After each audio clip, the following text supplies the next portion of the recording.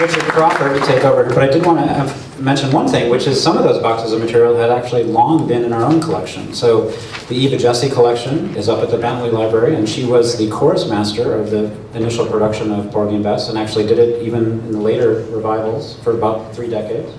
And then Todd Duncan's paper, who was the original Porgy, are also here in the Bentley. So we have materials that have long been part of our work, and Jim Standifer, I don't know if many of you remember the documentary he put together for PBS, premiered I think in '98. So there's actually a long history of Michigan, not only in American materials, but with Porgy in particular. And really, the person who's at the bedrock of this long tradition of American studies is Richard Crawford. So I just want to welcome him, and he's going to take us through a little timeline. If you have a handout, if there aren't quite enough copies to go around, we hopefully made enough, but if not, if you could share with the people next to you, that'd be great. Thank you. Yeah, does this, yeah, okay, this mic is working. Irving Berlin once said, the only songwriter that I really know who turned into a composer was George Gershwin. And in a way, I thought one of the reasons to put together this chronology and let you see it is that this traces that path. Of course, George started off as a songwriter and then became a composer, but he continued to write a lot of songs too.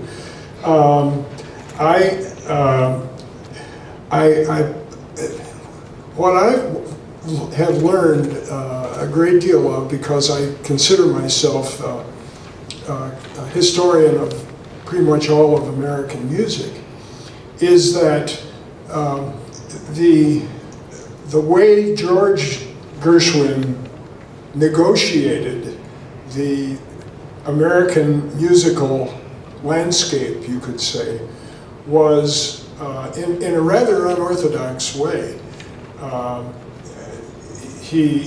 In order to succeed in both sides of this situation, he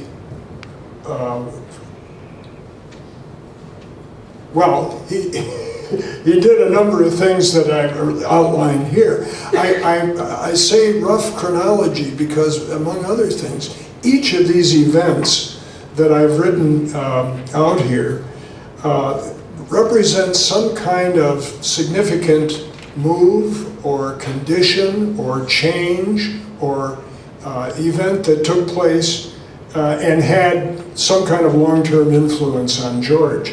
One of the things that's usually said, as Mark Gershwin said initially, the parents were not musical. But one thing the parents did do, and we don't know exactly when, around 1910, they bought a piano. And once they had the piano in the house, it turned out that one of the sons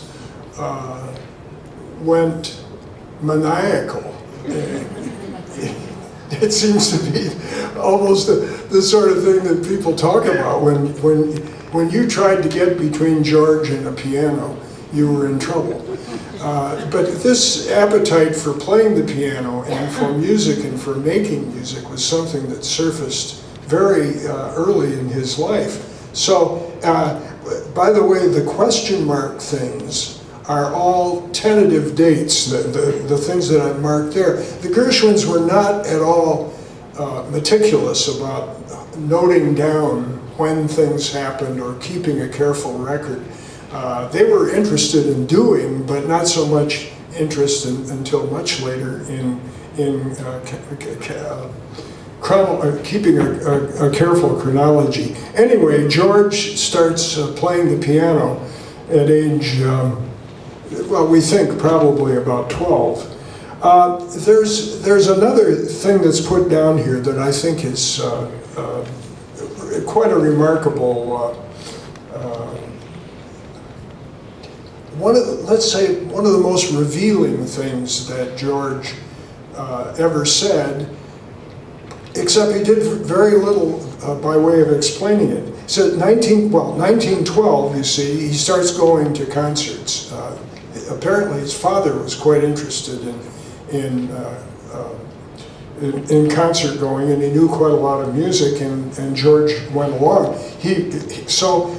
George was putting concert programs into scrapbooks as early as 1912, and of course then concert meant some kind of classical music event. Anyway, 1913, so George begins intensive listening. In 1927, he wrote down what he meant by intensive listening, and I thought that this is something that it's something that I hope in my biography to deconstruct, to try to describe something of the progress that was going on in his head when he encountered music. But here he's talking about this, about studying the piano. He says he studied piano for 4 years, not with teachers of celebrity. Now he says, my facility had come not from tuition, but from a habit I had consciously cultivated since I was in my early teens. I mean my habit of intensive listening. I had gone to concerts and listened not only with my ears, but with my nerves, my mind, my heart. I had listened so earnestly that I became saturated with the music. Then I went home and listened in memory. I sat at the piano and repeated the motifs. Now, in other words, he's saturating himself with the music in the event. He's worked out a way of devouring the stuff through every orifice that is available to this for this activity. But then he said he goes home, sits down at the piano. He doesn't say he reconstructs the pieces. He plays the motives. Now, we don't know. I don't think anybody's really tackled this particular phenomenon. I intend to give it a try before I'm done with my biography. But he is looking at this, and he goes on to say, as a matter of fact, I was becoming acquainted with that which later I was to interpret, the soul of the American people. In other words, he already at that very young age had the idea that there was something in this American landscape that he was determined to catch, and this technique of intensive listening is part of his thing. Okay, now very quickly, just a couple of dates that I want you to look at. 1914. You know, when you look at a chronology of a musician, for the most part, you start off with a pedigree that talks about the training. Well, George did not get his training from school. As a matter of fact, he leaves school after the 9th grade. He's not 16 years old yet. And he's hired to be a salesman of songs. In other words, he's an employed musician making his own living before the age of 16. We go on to talk about, various other things. Publishes his first popular song, also first show song. He's working for a publisher that is not interested in him as a songwriter. They're interested in him as an accompanist. He is there to sell songs to vaudeville people who come into the Remick publishers and say, well, what do you have that's new? Well, here Mr. Gershwin will show you, and the two of them go into a little cubicle, and he plays the newest stuff in the Remick catalog stock. That kind of thing. There's a very important aspect to this, too. In 1917, in that reference, he leaves his job at Remick, and he works as an accompanist and a rehearsal pianist. This is something that you'll see throughout this chronology here. He is obviously a songwriter and a composer, but he's also one who plays the piano very well. But he's not known mostly for his piano playing, although he later becomes famous as a soloist. But this activity of accompanying people and harmonizing things and arranging things and so forth, that's very much a part of his musical pedigree. Anyway, now here's a really shocking event here in 1918, for example. Hired as a staff composer by T.B. Harms Publishers, headed by Max Dreyfus. T.B. Harms Publishers were the #1 firm in the world for production music. That is, music of Broadway, musical drama of all kinds. Now, here's George Gershwin. He's published very few pieces. He's not even 20 years old yet. In fact, he's 19 and a half. And Max Dreyfus of the T.B. Harms company says, we want you to be on our staff. We want you to write songs for us. We will publish, at our discretion, of course, everything that you choose to publish. And you will get royalties on your music. But it's when you stop and think of this, now here's Gershwin, he's not even 20 yet, he's got a salary of $35 a week, starting at that time, which is a handsome sum at that moment. And the idea of a 19-year-old songwriter with a job that pays is extremely rare. The point that this dramatizes for me is Gershwin, let's say the ability to succeed dawned on Gershwin pretty early. He was successful at pretty much everything that he tried to do, particularly in his younger years. And that was a very important endorsement of his compositional self. Okay, just a couple of other things. He's living at a time when there are two new things particularly coming up in the 1910s in the field of popular music. One of them is syncopated music, which, and you notice back at 1913, I'm saying that he starts cultivating syncopated music and learning to syncopate pieces that he learns, arranging things in syncopated sections, that sort of thing. So he's riveted by this whole idea of modern rhythm, and he masters the techniques of syncopation and using them as part of his songwriting vocabulary. 1918 question mark.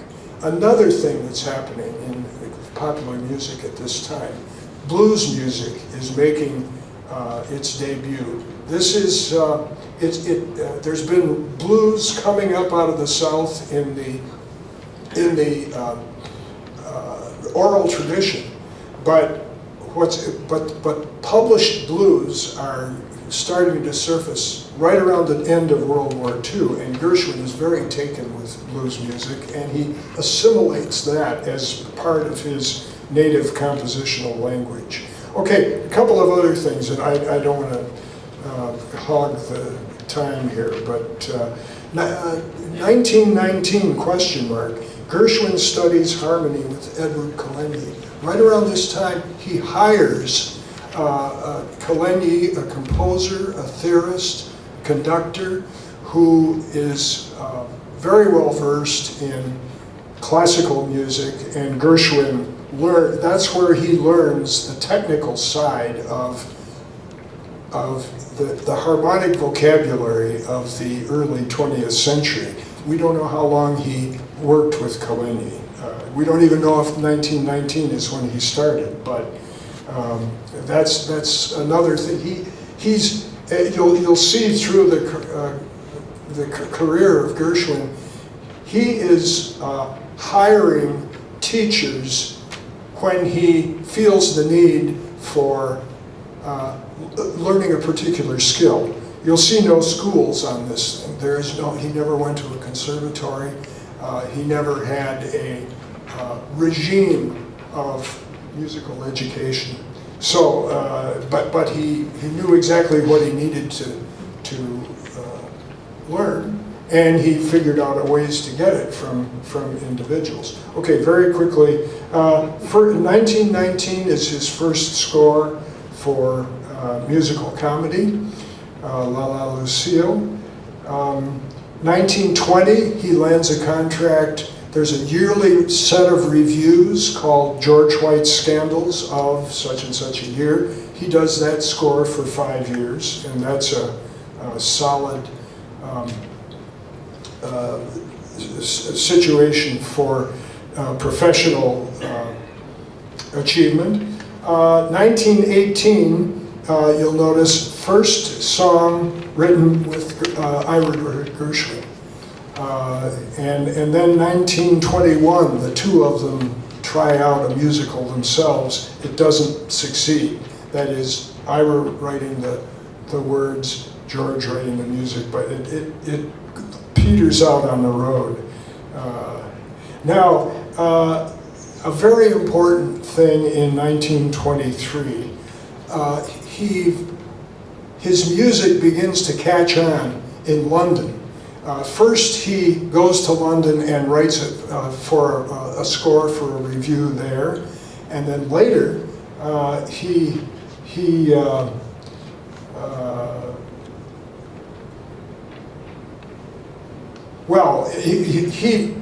from 1923 until 1928, he is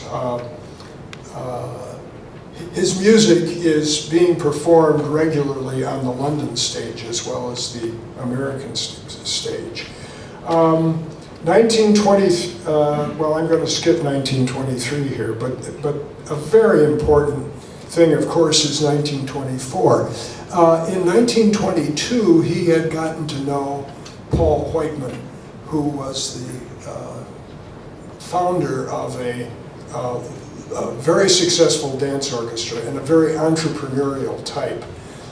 Paul Whiteman got to know Gershwin in 1922 as part of the George White's Scandals. They got to know each other at that time, and in 1924, when Paul Whiteman stages his Experiment in Modern Music concert, he hires Gershwin to write a new piece for that, something that will fit into the jazz idiom that he's Whiteman wanting to push forward at that time.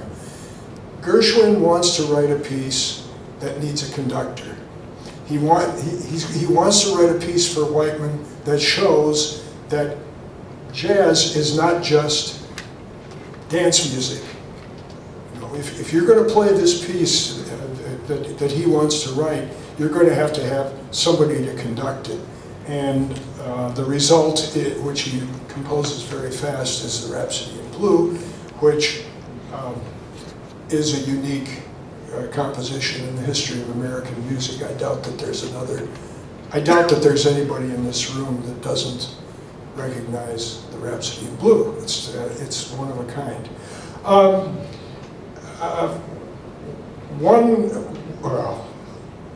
One other thing, then, by 1925, Gershwin has become well enough known that as a composer now, rated to be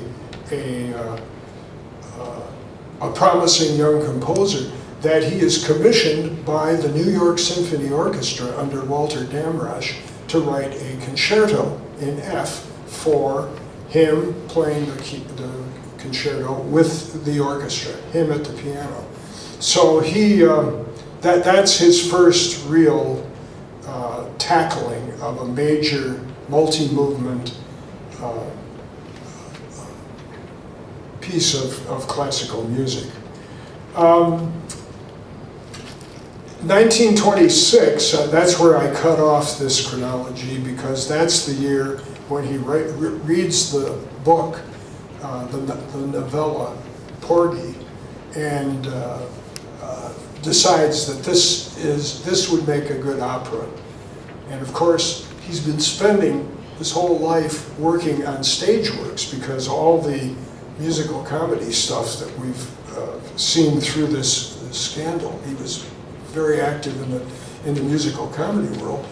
All that material, he knows how to write songs, he knows how to write for casts and people, he knows how to dramatize music and so forth. He reads the novel Porgy and he thinks, this is what it's got to be. There's a theme through this chronology, if you get a chance to look at it separately, that makes him, that shows his interest in doing something involving African American performers, and that blossoms after this effort to do Porgy and Bess, which didn't happen until many years later, but it did happen.